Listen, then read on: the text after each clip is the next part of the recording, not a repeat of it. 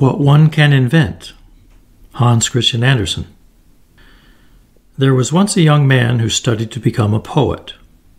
He wanted to be a poet by next Easter, so that he could marry and earn his living from poetry, which he knew was just a matter of making things up.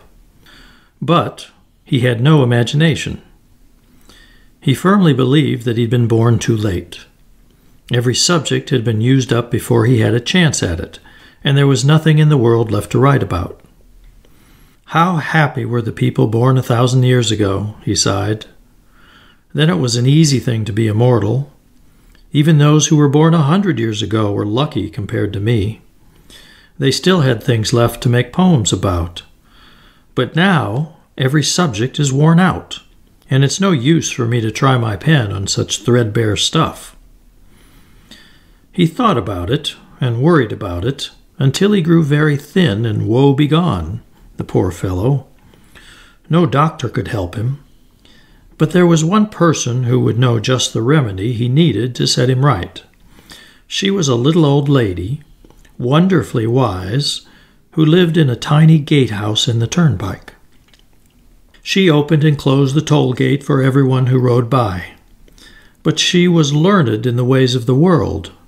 She was a clever woman who could do more than open a gate, and she knew far more than the doctor who drives in his own carriage and pays taxes.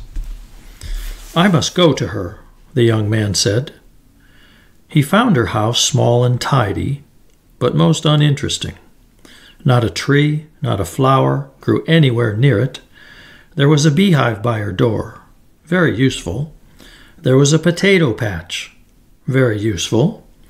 And over the ditch a blackthorn bush had flowered and now bore fruit. Very sour berries that puckered your mouth if you tasted them before they were ripened by frost. The young man thought to himself, "What a perfect picture this is of the commonplace times we live in." But at least it had set him thinking. He'd found the flash of an idea at the old lady's doorway. "Write it down," she told him. "Crumbs are the same stuff that bread is made of. I know why you've come. You have no imagination, but you want to be a poet by Easter."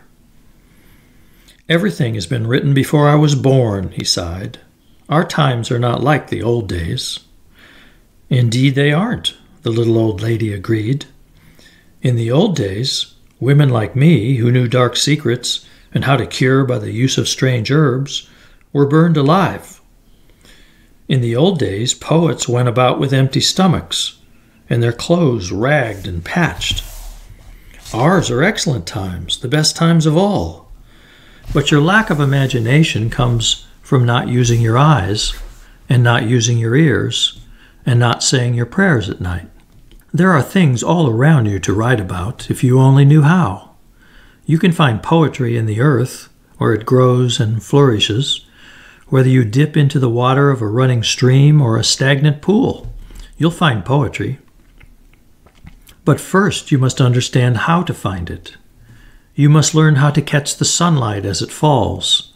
Just try on my spectacles. Listen through my ear trumpet. Say your prayers, and please, for once in your life, stop thinking about yourself. That last request was asking almost too much of him. It was more than any woman, however wise and wonderful, should demand of a poet. When he put on her spectacles and ear trumpet, she turned him out into the potato patch, where she gave him a large potato to hold in his hands. What did the potato find to tell him about? It told about itself and its forefathers, about the coming of the potato to Europe, about how unjustly it was suspected and abused before anyone realized that potatoes were far more valuable than any lump of gold. By the king's own order, we were distributed from the town hall of each city and village. A manifesto was issued to proclaim our great value and merits, but nobody believed it. No one had the least notion of how to plant us. One man dug a hole and emptied his whole bushel of potatoes in it. Another stuck them in the ground, far apart from each other, and waited for the potatoes to grow into trees, so one could shake them off the branches. They saw us grow buds and flowers and watery fruit, but it all withered away. No one thought to look for our real fruit, the potatoes that lie out of sight in the ground. Yes, we suffered many abuses. At least our forefathers did. But it was all for the best. Now you know our story." "That will do," the old lady said. Come and look at the blackthorn bush." "We too," said the blackthorn, "have many relations in the land from which the potatoes came, further north than where they grew." A party of bold Norsemen steered westerly from Norway through fogs and storms, till they came to an unknown land. Here, buried under snow and ice, they found grass and shrubs, and a bush with dark blue berries like the grapes that grow on the vine. These were blackthorn berries that ripen in the frost, the same as ours. So the country was called Vineland, or Greenland, and sometimes Blackthorn Land. "What a romantic story," the young man said. "Now follow me," the little old lady told him, and she led him to the beehive. It seethed with life. When he looked inside it, he saw bees stationed in all the hallways, moving their wings like fans, so that the air would be fresh in every part of this great honey mill. That was their business. Other bees came in from the sunshine and flowers. Those bees were born with baskets on their legs. They brought flower dust and emptied it out of their little leg baskets to be sorted and made into honey or wax. There was much going and coming. The queen of the hive wanted to try her wings, but when she flies, all the other bees have to fly with her. Though the time for this swarming had not yet come, she was bent upon flight. So the bees bit off Her Majesty's wings to keep her from flying away, and she had to stay right where she belonged. "Now, climb to the top of the ditch where you have a view of the high road," said the little old lady. "My goodness, what swarms of people I see," said the young man. "What endless stories I seem to hear in all that buzzing, droning, and confusion. I feel dizzy. I shall fall." "Don't," said the old lady, "don't fall backward. Go straight forward, right in among the people. Have eyes for all you see, ears for all you hear, and above all, throw your whole heart into it.